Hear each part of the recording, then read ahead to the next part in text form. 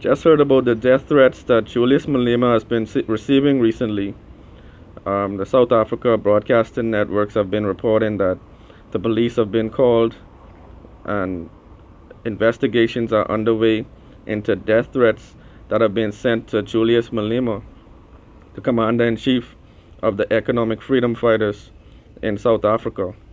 Now, this is our brother.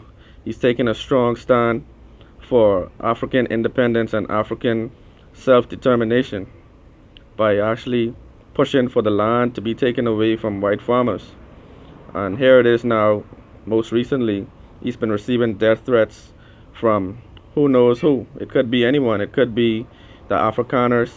It could be rebel factions of the, I don't want to say the ANC, because I would like to think that the ANC has risen above those type of politics and would not try to defame or to jeopardize the life of one of their comrades in terms of the struggle for independence of South Africa, full independence.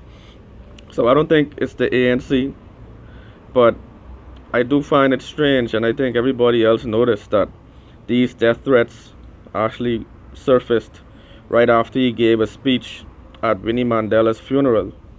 You know, we all know the iconic speech. I watched that speech in amazement. I was glad to see the brother take a strong stand against those who oppressed Winnie Mandela during her life and during her struggle. But right after he made that speech, I noticed that he became the target of death threats. And one can only speculate if it was because of his remarks, because he did expose a lot of those who threw Winnie Mandela under the bus during the time that she was agitating for the liberation of South Africa. They tried to call into question her tactics, label her a criminal, and basically Julius Malema took them to task for it. And it was a great speech. It was historic. Every word of it was true, and I think the indication from the crowd was that everybody was on one accord regarding the statements that he made.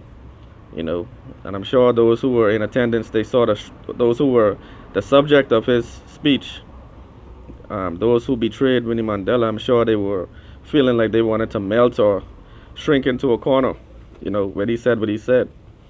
But also in other news, I've heard recently that Afriforum, a coalition led by the Boers, Afriforum is now trying to place charges against Julius Malema for corruption stemming from some contracts.